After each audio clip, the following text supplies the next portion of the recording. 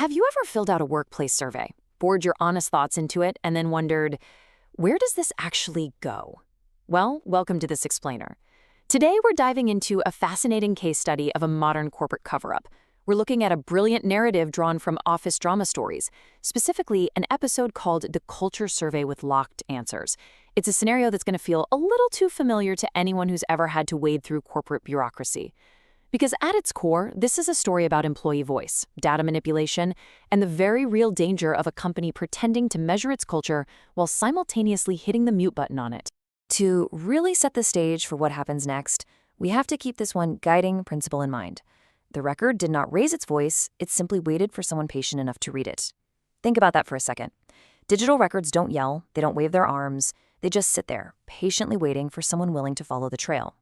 In our scenario, the company had just come out of a previous scandal, and leadership publicly promised total transparency.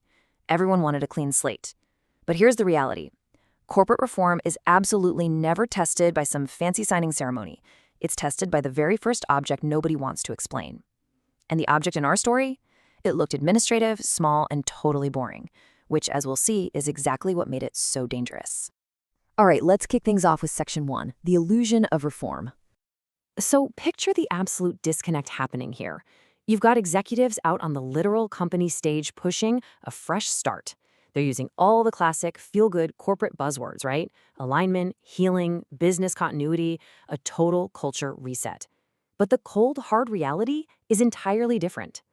The very first real test of this brand new transparent culture was a survey export where all the negative answers were locked and completely hidden from the department summaries. Employees had actually answered honestly, but by Monday morning, the answers that actually mattered had just mysteriously vanished behind an executive filter. Now, when confronted with this, of course, the corporate machine had an excuse ready to go. The official, polished line from the People Analytics Department was, the filter protects anonymity for low-response teams. I mean, it sounds perfectly reasonable, doesn't it? Almost comforting, like standard HR procedure. But our strategy lead, Maya Carter, instantly recognized what was really going on. She knows that soft, comforting words often show up right at the exact moment a record is being manipulated.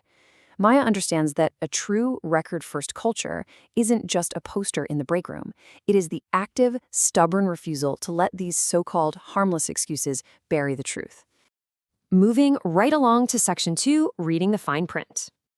Here's where it gets really interesting, because new employees actually have a massive advantage in these situations. In our case study, a new operations coordinator named Sophia Lane starts poking around the metadata and the routing notes. She hasn't been there long enough to learn which questions the old guard considers inconvenient. So she just asks the basic, totally logical questions that veterans are too afraid to ask. Who changed the survey? When did it change? And who actually approved it? The room literally freezes, because they don't know what to do with someone who assumes the rules apply equally to management. Naturally, asking those kinds of questions triggers a swift response. Transformation Officer Adrian Vale quickly pulls Sophia aside and drops this line, "You are new here. Be careful not to turn every inconsistency into a crisis." Wow.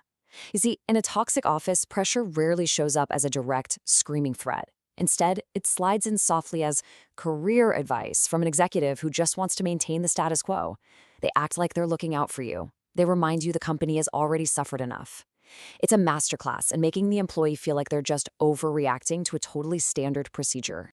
But Maya steps in and completely flips the script with an absolutely defining mindset. She says truth is not damage, hiding it was. What a powerful way to look at it. Bringing the truth out into the light isn't what's damaging the company. The cover-up was the damage. Maya isn't out there chasing people to force confessions. She's simply following the systems. Because people might lie or deny, but systems always leave a trail. That brings us to Section 3, the invisible audit trail. Executive Assistant Nina Ross proves an incredibly crucial point for us here. The people who manipulate data almost always forget that they live in a digital ecosystem. Think about the invisible background work happening in any office. Booking meeting rooms, passing draft notes around, scheduling quick calls. It all leaves a very visible trail of receipts.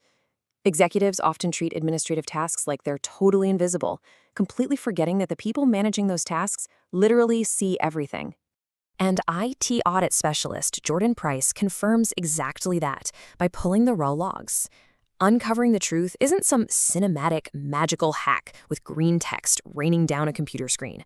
It's just a simple, undeniable sequence of actions. Look at it. Somebody logged in at 8 a.m., somebody changed a data field at 8:15 a.m., somebody approved that route at 9 a.m., and by Monday, somebody benefited when the survey record looked completely boring and safe. It's not a conspiracy theory. It's just a sequence. So Maya takes all this abstract data and builds a concrete proof map. It's an airtight timeline. Identify the object, find the owner, check the timestamp, spot the beneficiary, and finally flag the missing approval. By mapping it out step by step like this, the sequence does the talking before anyone even has the chance to confess. It takes the fear out of the situation and gives her team a clear, factual path forward. So why does all this matter for you and your own workplace? Because you absolutely must remember this takeaway. Background administrative work always leaves foreground records. A deleted calendar invite, a quiet routing note, a document's revision history, these are the breadcrumbs of corporate accountability. If you know where to look, the evidence is almost always just sitting right there out in the open. Let's dive into Section 4, Exposing the Real Filter. The tension hits a breaking point when the formal review begins, and oh man, it quickly turns into pure corporate theater. You have executives literally trying to soften the verbs, rename the menu choices, and worrying out loud about their optics. They're desperately trying to steer the conversation away from hard facts and toward vague feelings. But analyst Aisha Morgan cuts right through that fog with one sharp, impossible-to-dodge question. Who benefits if this stays classified as a harmless error? She demands a specific name, not a feeling. She forces the entire room to admit this wasn't some innocent computer glitch. Someone stood to gain. And that leads to the massive, climactic reveal. That so-called executive filter, it wasn't protecting anonymity for low-response teams at all. Jordan and Aisha's analysis proves that it was surgically designed to hide three very specific things: complaints about executive pressure, concerns over record access, and the fear of retaliation. They were supposed to be measuring a toxic culture, but instead, they were literally muting the victims of it. No wonder they wanted those answers locked away. As the excuses finally run out, Maya shuts down the remaining pushback with this devastatingly calm statement. I am not asking you to trust me. I am asking you to trust the record you created.